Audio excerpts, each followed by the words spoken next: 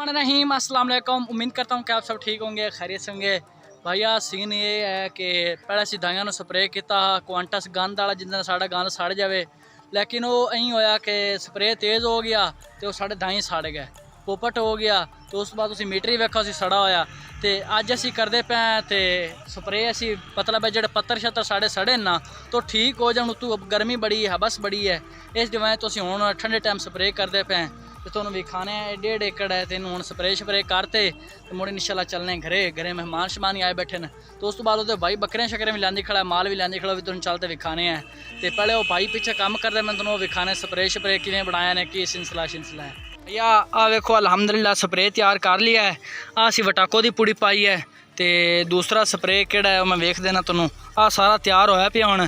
तो माशाल्लाह ताया हनीफ हुण टैंकी शैंकी भरदा पिया, क्यों ताया साहब।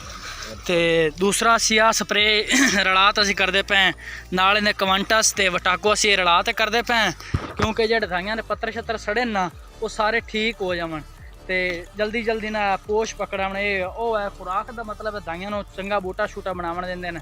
ते वो भी है कि सुंडी कुत्ती शुत्ती जिहड़ी चीज़ पई खड़ी ने वो मार दे सी। आ तुहानूं माड़े मोटे आ टिब्बी शिब्बी नज़र आंदी पियो सी, इवें कर देना VIP सारा माहौल हो जाए। तो उदू दाई थोड़े बहुत सड़ गए ने, क्योंकि पहले तुहानूं दस्सा गंद वाला स्प्रे किया तेज़ बड़ा ज़्यादा हो गया तो सड़ गई है। तो अज असी दूसरा करते पे कि अल्लाह पाक हिफाजत फरमा सी। इस वजह तो सारा बट्ठल माल शाल तैयार किया पे सारा। इन क्वांटस की लीटर की बोतल तो नाला वटाको पा दी है। तो स्प्रे शप्रे कर रहे हैं, 5 टैंकियां लानियां ने। तो असर की नमाज अदा की तो मैं आखा चलो व्लॉग शलॉग भी बनाने हैं। तो दूसरा व्लॉग उन्हें बंद किया है। तो उस तो बाद वो भाई लैंदे खड़ा है माल शाल, तो उन्होंने चल तो माल शाल ही विखाने की सिलसिला बच गया। तो अल्लाह ने उन्हें हिफाजत की है। क्या टैंकी पानी के डिग्गी है, क्योंकि इन्हें स्प्रे शप्रे ओके किया पी है। तो अल्लाह ने बचा लिया हुणे, नहीं तो सारा नुकसान होने तो हुणे हो जाए।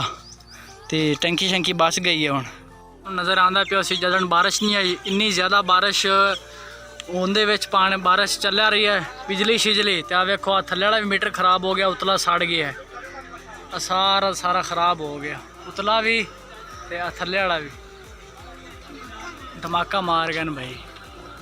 तो वेख लो की होने दे हालात होए खड़े, थल्ले वाले हालात वेख लो, ये सारा मीटर सड़ गए। क्यों आई साहब की होया? धमाका है, बारिश आई है कल। अच्छा धमाका पै गया। अच्छा ये बारिश आई है तो दोवें धमाका कर गए।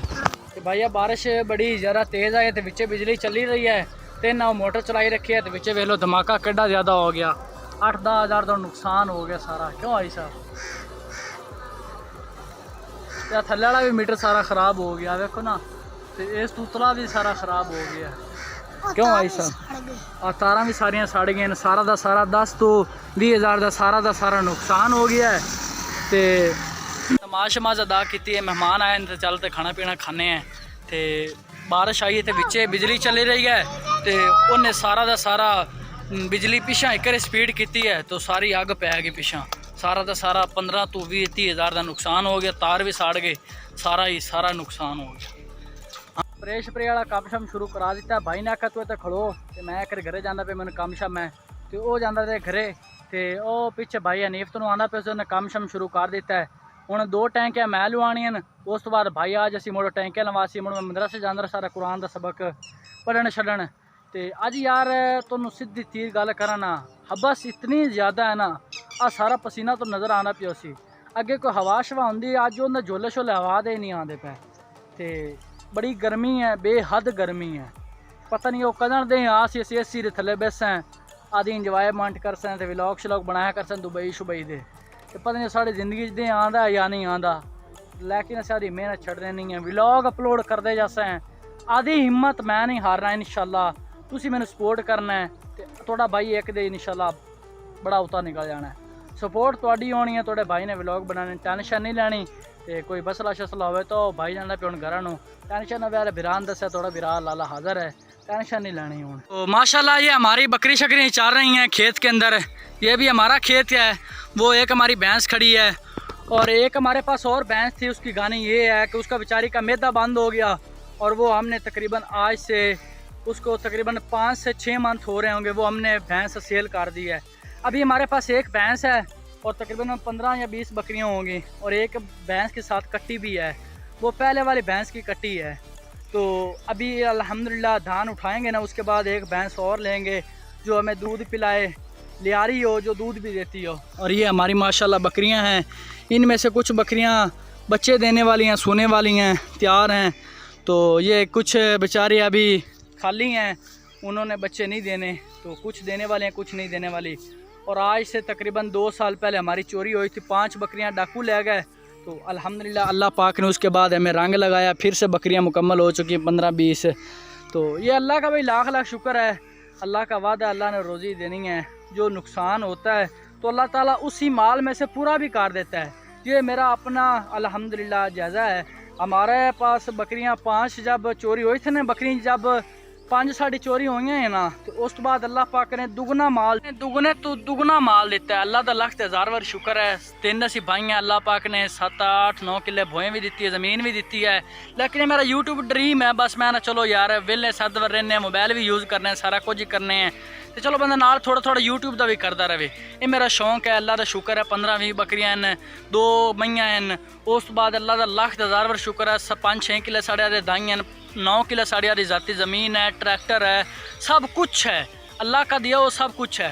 गल करने का मकसद ये है कि साड़ी जन बकरियां चोरी हुई हैं ना, मेरी वालदा काफ़ी ज़्यादा रोंदी है बेचारी। तो अल्लाह पाक ने तकरीबन उस साल के विच सारी बकरियां दोबारा उन्हें बच्चे दिते, बकरियां सारियां पूरियां हो गई। तो अल्लाह का शुक्र है, अल्लाह पाक ने दुगने तो दुगना माल दिता है, तो तकसीम भी बड़ा किया, 60-70 लाख तक असी उशर भी दिता, अल्लाह का शुक्र है। अगर तुम रकम का हिसाब बना लो, रकम अगर कितनी बनती हो सी, तो तकरीबन हम 15-20 बकरियां ना इन्होंने बच्चे दिते, तो कुछ बच्चे भी हम मार गए। तो अल्लाह मुड़ उस तो भी ज़्यादा देंदा पे, दुगना देंदा पे। उन्होंने कोई बकरियां सूवन वाले ने, कोई बच्चे देवन वाले ने, इवें सीन ज़मीन सिलसिला चला खड़ा है।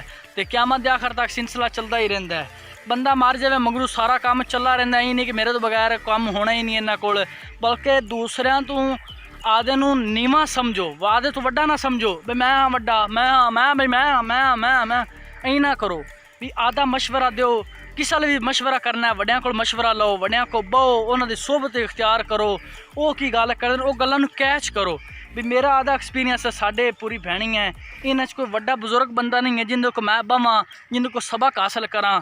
पर माड़ा मोटा किते बाहर बुजुर्ग टक्कर जाए, उन्होंने इज्जत नाल सलाम किया, पानी शानी पिलाया, उन्होंने कोलों सबक हासिल किया।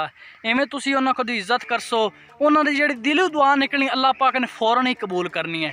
एक छोटे बच्चे दी ते एक बुजुर्ग दी, इन्हां दोवां दी डायरैक्ट अल्लाह दे अरश ना जाते दोवां टकराने ने, ते अल्लाह फौरन ही कबूल करदा है गरीब यतीम दी भी। ये गल करने का मकसद ही है कि मैं आखा चलो मेरे यूट्यूब तो काम चल पिया ना, इंशाल्लाह गरीबां दी मैं फुल इमदाद करसा, जिन्नी मेरे को होई मैं उन्नी इमदाद किया करसा। जिन्ना पैसा पा यूट्यूब का एक आप बना सिलसिला बना इन्ने असी लाने न, इन्ने असी गरीबां में तकसीम करने न। लेकिन एक दिन इंशाल्लाह करना ज़रूर है। ये काम औखा बड़ा है, लेकिन आप करना ज़रूर है, टेंशन तुझ नहीं लैनी। तुसें बस सब्सक्राइब करना, लाइक शेक करना, बिरा दे व्लॉग वेखने अच्छा लगन तो लाइक शेक भी कर देवे।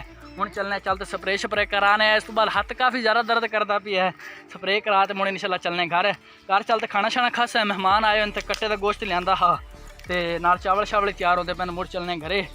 तो भाई शाही भी बकरियां हूँ लैते, बकरियां शकरियां लैते आज असी, सानू बकरियां की कोई टेंशन नहीं, आप बस स्प्रे कराना है, तो माल मनी का माड़ा मोटा कर छोड़ा ठीक है, नहीं तो ना किता कोई टेंशन नहीं अपन।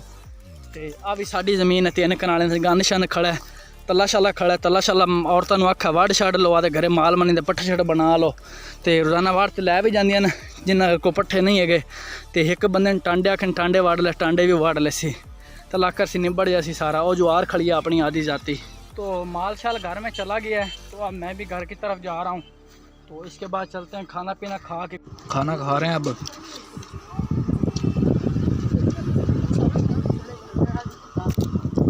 अल्हम्दुलिल्लाह मेहमानों के साथ खाना पीना हो चुका है, तो अब मैं चलने लगा हूँ मदरसे की तरफ। टोपी शोपी पकड़ लेते हैं तो फिर निकलते हैं मदरसे की तरफ।